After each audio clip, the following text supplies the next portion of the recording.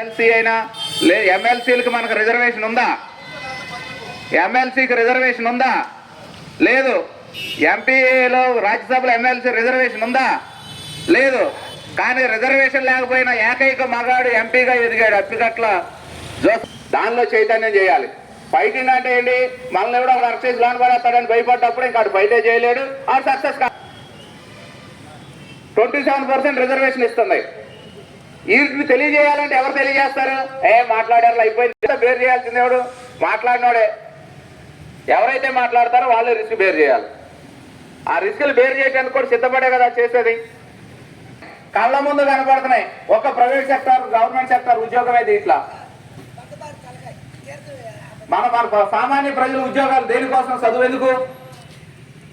మన పిల్లలందరూ ఎంతో ప్రశ్నించే నాయకులు లేకుండా పోతున్నాడు. ప్రశ్నించే ఏకాకి చేస్తున్నారు. ప్రశ్నించాలనుకోండి నాయకులు ఆయన ఏకాకి చేస్తున్నారు. మిగిలిన మన ఎంతమంది ఉన్నారు? ఎమ్మెల్యేలు 29 మంది ఎమ్మెల్యేలు ఉన్నారు. ఎస్టీ ఎమ్మెల్యేలు ఎంతమంది ఉన్నారు? ఎస్సీ ఎస్టీ ఎమ్మెల్యేలు హెల్ప్ చేసే విధంగా. హెల్ప్ అంటే డబ్బు అవసరం లేదండి. పలానా చోట సీట్ వస్తుంది అని చెప్పండి, పలానా చోట రాపించండి. నేను చాలా మంది తెలియజేస్తూ ఉంటా. నేను ఇంకొకసారి చిన్న విషయం ఎందుకు చెప్తున్నానంటే, శ్రేష్ఠ అని ఒక ప్రోగ్రామ్ ఉంది ఎస్సీస్కి. ఆ స్కూల్స్ లో సీట్లు వస్తాయి. 4 లక్షల రూపాయలు సంవత్సరానికి స్కాలర్షిప్. దానికి ఎంతమంది తెలియదని చాలా మంది చెప్తూ ఉంటారు. చెప్పినా కూడా బెటరు. అయితే రీసెంట్ గా మనం మధ్య పెడితే ఒక 4 వచ్చినాయి.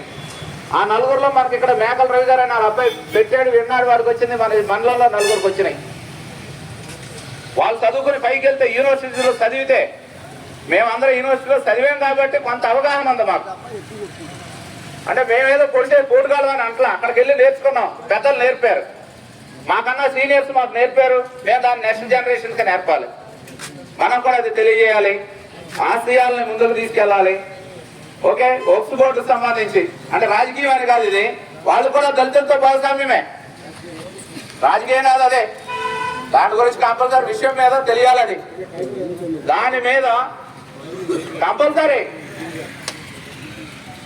ఎవరికన్నా. ఇప్పుడు మీకు తెలియదు చరిత్ర అంటే ఏంటి? ఒకరినొకరు చంపేస్తున్నప్పుడు డోర్ మూసి కూర్చుని ఆయన కూడా చంపేసే రోజు వచ్చేస్తుంది. ప్రశ్నించని రాజు అంటే రాజరికవాదులు, రాజ్యాంగవాదులు, భౌతికవాదులు, సామికవాదులు అని ఉన్నారు అక్కడ. ఇట్లా ఒక్కొక్కరు లేపేశాడు. ప్రతివాడిని లేపేయడం వల్ల నెక్స్ట్ నా దగ్గరకు వచ్చారు, నన్ను కాపాడేవాడు లేడు. అందుకని ఎవరి ఆచారాలు, ఎవరి సాంప్రదాయాలను గౌరవించేలాగా మనం మరి పైకి అయినప్పుడు బహుజన ఐక్యవేదిక ఏంటి? వాళ్ళు బహుజనులే కదా, మైనారిటీస్ బహుజనులో భాగమే కదా. ఈ అవకాశం కల్పించడం మీ అందరికీ, అంటే అందరూ మీకు తెలిసిన వారు అందరినీ, ఎవరిని కించపరచట్లా. మనకున్న హక్కులు మనం అనుభవిద్దాం. అది రాజ్యాంగం ఇచ్చిన హక్కులు. నేనేమి ఇలా, ఎవరు ఇలా. ఈ అవకాశం కల్పించే పెద్దలందరికీ మరొకసారి హృదయపూర్వక ధన్యవాదాలు. రావాలని చెప్పేపాటికి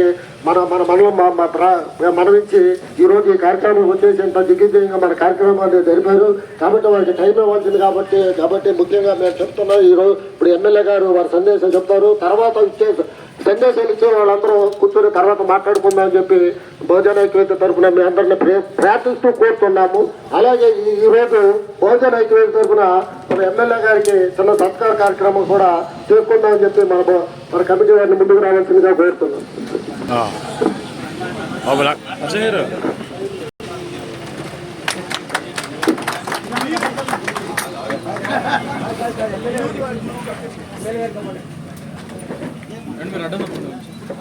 వర్ధిల్లాలి దళిత బహుజన ఐక్యవేదిక, వర్ధిల్లాలి దళిత బహుజన ఐక్యవేదిక.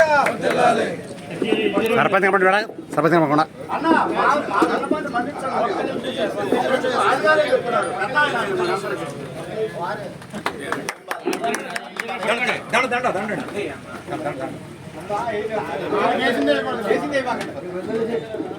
అలాగే అందరూ వ్యవస్థలో వాళ్ళు ఆశీర్వాదం కావాల్సిందిగా కోరుతున్నాము.